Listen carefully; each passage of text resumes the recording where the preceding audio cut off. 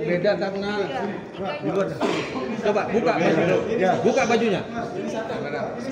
Keluar.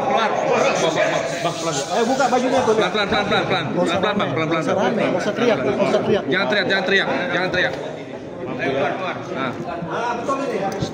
Bang, udah bang. Hei, bang. Bang, udah keluar. Jangan teriak. Nah, cepat keluar, cepat. Cepat keluar. Siapa? Udah bang, nggak usah teriak.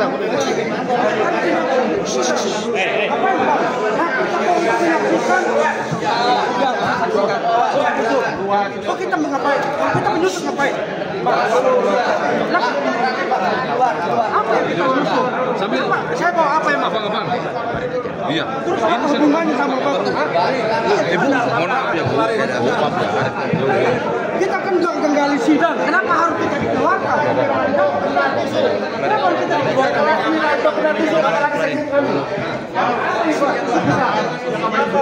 Kenapa kamu? Apa yang kita temukan? Ya, kau Kita punya menyaksikan sidang. Mengapa identitas itu? Urusan sama PDI. Identitas. Kalian menutup identitas kalian. Apa maksudnya?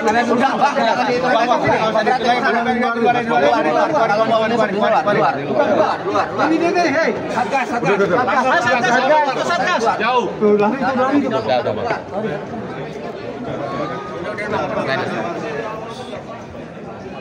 Kan ketahuan kan? Kok bisa masuk gitu loh? Terkait dengan konfirmasi tentang sumber dana. Itu sudah clear tadi, sudah ditegaskan juga oleh Bung Patra. Nah, saya ingin meramu apa yang sudah dikemukakan sebenarnya, yang sudah muncul di fakta persidangan dari tadi pagi sampai dengan sore ini. Yang pertama yang perlu kita pahami, 2 orang saksi yang dihadirkan hari ini adalah dari unsur KPU. Saksi-saksi yang dihadirkan pada persidangan perdana pasti adalah saksi-saksi penting. Dan kita sudah dengar tadi keterangan para saksi tersebut. Kami mencatat ada 4 poin yang muncul dari keterangan saksi tadi yang terkonfirmasi. Pertama, ada pengajuan judicial review ke Mahkamah Agung yang sudah diputus oleh Mahkamah Agung. Putusannya putusan nomor 57. Ada putusan judicial review di Mahkamah Agung. Judicial review terhadap apa? Terhadap peraturan KPU. Terkait apa? Terkait dengan kalau ada situasi calon anggota legislatif yang meninggal dunia sebelum dinyatakan terpilih. Jadi perlu diingat ya secara hati-hati, Pak Nazarudin Kimas itu meninggal dunia sebelum pemungutan suara terjadi. Nah, itu bunyi di putusan tersebut. Lalu bagaimana pandangan Mahkamah Agung sebagai sebuah pandangan dan sikap hukum yang sah di Republik ini, di hukum kita di Indonesia? Mahkamah Agung mengatakan kalau ada calon anggota legislatif yang sudah meninggal dunia kemudian mendapatkan suara, maka suaranya itu dihitung tetap sah dan suaranya itu dihitung sebagai suara partai, dan partai punya hak untuk mengalihkan suara tersebut. Partai punya hak untuk mengalihkan suara calon yang sudah meninggal tersebut. Poin inilah yang tidak dilaksanakan oleh KPU.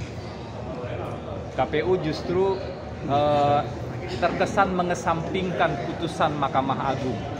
Lalu apa yang dilakukan oleh PDIP? Nah, ini isu keduanya. Yang dilakukan oleh PDIP, posisi Pak Hasto adalah sebagai sekjen di sana. Yang dilakukan oleh PDIP adalah memperjuangkan hak kadernya, memperjuangkan sikap partai politiknya. Berdasarkan apa? Berdasarkan putusan Mahkamah Agung nomor 57. Karena itu kalau kita simak secara hati-hati, ada 2 surat yang diajukan oleh PDIP terkait dengan hal ini. Pertama, surat terkait dengan agar KPU melaksanakan putusan Mahkamah Agung. Yang kedua, surat terkait dengan agar KPU melaksanakan fatwa Mahkamah Agung. Jadi perihal surat itu kalau kita perhatikan tadi dari bukti yang ditayangkan itu, perihal surat itu bukan untuk mengangkat Harun Masiku, bukan, tapi untuk melaksanakan putusan Mahkamah Agung dan melaksanakan fatwa Mahkamah Agung. Pengajuan judicial review, poin pertama tadi, sampai diputus oleh Mahkamah Agung adalah hak semua warga negara ataupun organisasi termasuk partai politik. Itu dijamin oleh konstitusi. Mahkamah Agung punya wewenang untuk itu. Yang kedua, surat dari PDIP sebagai partai politik, tadi saksi juga mengatakan partai lain juga menyurati kalau ada kondisi-kondisi yang sama. Artinya itu bukanlah sebuah perbuatan melawan hukum. Ketika ada surat dari partai, siapapun yang tanda tangan tadi kebetulan disebutkan adalah Pak Hasto sebagai sekjen, itu adalah perbuatan yang sah, boleh, tidak melanggar hukum ketika PDIP kemudian menyurati KPU untuk meminta agar putusan Mahkamah Agung tersebut dilaksanakan, agar fatwa Mahkamah Agung itu dilaksanakan. Itu poin kedua tentang surat dari PDIP. Poin ketiga adalah terkait dengan dari mana sumber dana. Nah, ini sudah ditegaskan tadi oleh dari pertanyaan Bang Magdir bahwa sebenarnya Wahyu Setiawan sebagai pihak penerima, sebagai anggota KPU, dia tidak mengetahui dan tidak pernah disampaikan bahwa sumber dana tersebut adalah dari terdakwa. Itu clear sekali tadi di pertanyaan Bang Magdir, saya ingat ada setidaknya 5 kali untuk memastikan hal tersebut. Tentu yang bisa dijadikan keterangan saksi adalah apa yang betul-betul saksi lihat dan saksi dengar secara faktual, bukan asumsi, bukan pendapat. Nah, inilah yang ingin saya katakan, ada poin keempat yang kita lihat secara terang benderang tadi. Ada asumsi, ada pendapat-pendapat yang dicampur adukan dengan fakta-fakta yang ada, dan seharusnya tentu saja hal tersebut dikesampingkan. Jadi dari pagi sampai sore ini ada 4 poin utama tersebut yang kami identifikasi, dan proses kan masih berjalan ya setelah istirahat sore ini. Kami berharap kebenaran demi kebenaran akan terungkap. Amin.